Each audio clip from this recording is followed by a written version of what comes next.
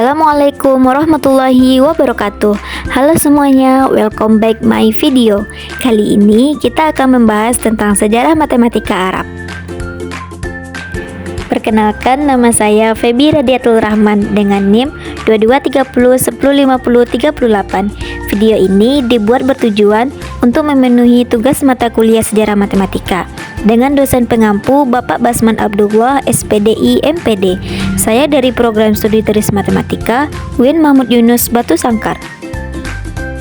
Sistem bilangan Arab. Sistem bilangan ini menggunakan basis 10. Sejarah perkembangan matematika Arab. Sejarah matematika Arab dimulai sekitar tahun 786 di Baghdad. Akan tetapi, belum diketahui secara pasti.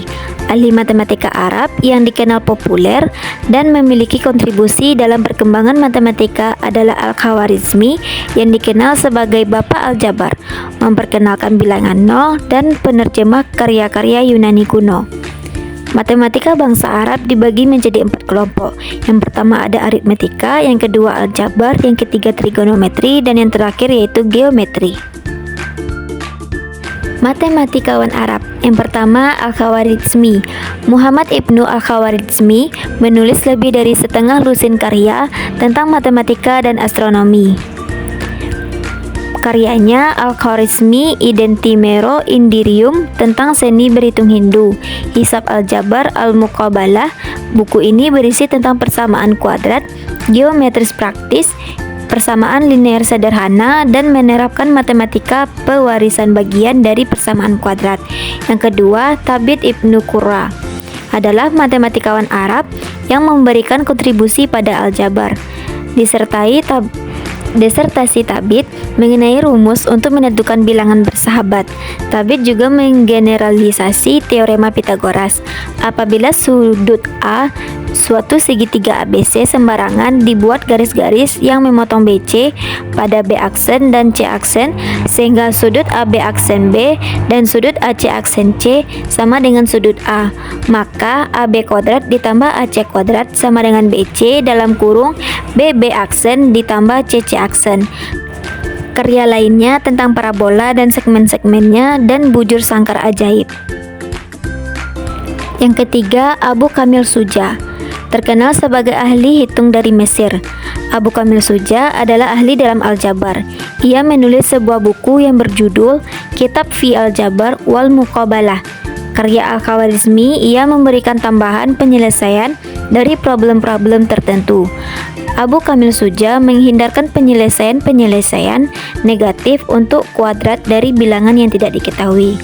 Yang keempat, Al-Battani, dikenal di Eropa dengan nama Al-Baktaniyu, yang seorang astronomer dan ahli dalam bidang trigonometri.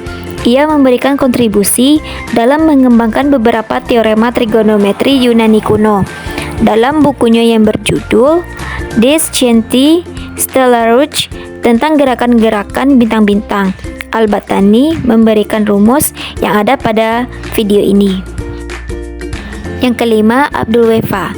Dilahirkan di Persia, Iran, ia dikenal karena terjemahannya terhadap karya Diopantus serta komentarnya terhadap aljabar Al-Khawarizmi. Dalam karyanya, Abdul Weffa menggunakan lambang bilangan Hindu. Pada zaman ini, fungsi tangen sudah dikenal dengan baik, yaitu A sama dengan B tan A. Abdul Weffa membuat daftar sinus baru untuk sudut-sudut yang berinterval dengan menggunakan pecahan desimal 8 angka. Yang keenam yaitu Al-Biruni, adalah matematikawan Arab yang melukis suatu karya yang berjudul India. Dari buku ini, orang mengetahui Archimedes sudah familiar dengan rumus ini.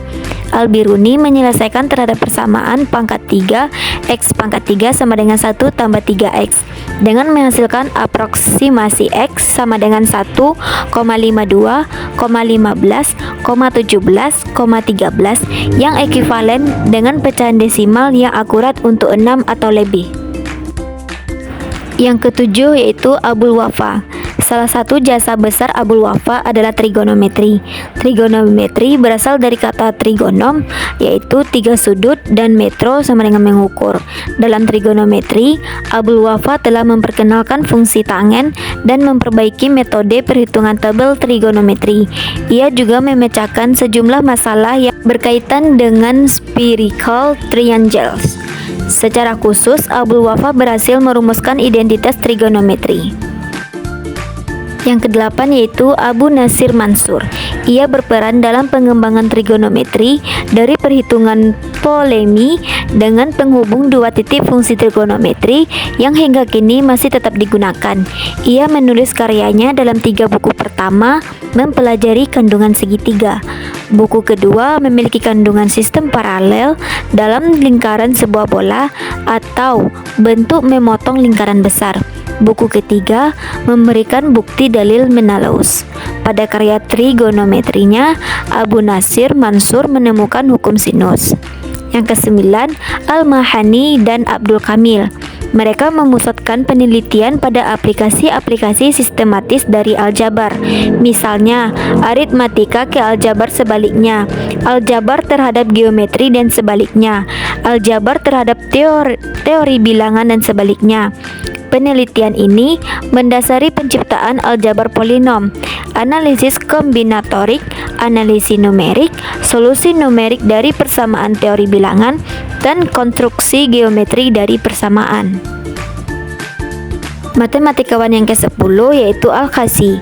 Kontribusi Al-Kazi dalam bidang matematika ada 3. Yang pertama, hukum kosinus, risalah chord dan sinus, dan yang terakhir pecahan desimal. Yang ke-11, Omar Khayyam. Ia berjasa melalui penelitiannya, memberikan klasifikasi lengkap dari persamaan pangkat 3 melalui penyelesaian geometri dengan menggunakan konsep pemotongan kerucut. Ia juga mendeskripsikan lengkap penyelesaian aljabar dari persamaan pangkat 3. Yang ke-12, Al-Kharaji. Karyanya Aljabar dan Polinomial memberikan aturan pada operasi aritmatika untuk memanipulasi polinomial. Al-Kharaji adalah ahli matematika pertama di dunia yang memperkenalkan teori aljabar kalkulus. Al-Kharaji menginvestigasikan koefisien binomium segitiga Pascal. Ia juga yang pertama menggunakan metode pembuktian dengan induksi matematika untuk membuktikan hasilnya. Ia berhasil membuktikan kebenaran rumus jumlah integral kubus yang sangat penting hasilnya dalam integral kalkulus. Yang ke-13 yaitu Syaraf al-Din al-Tusi. Ia mengikuti Omar Khayyam mengaplikasikan aljabar pada geometri. Pada akhirnya menjadi permulaan bagi cabang algebrik geometri. Yang terakhir, Al-Farisi.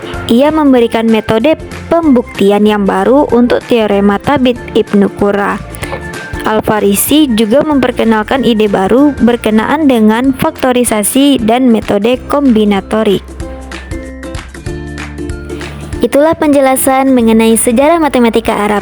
Semoga teman-teman paham dan mengerti penjelasan dari video ini. Terima kasih telah menonton. See you di next video.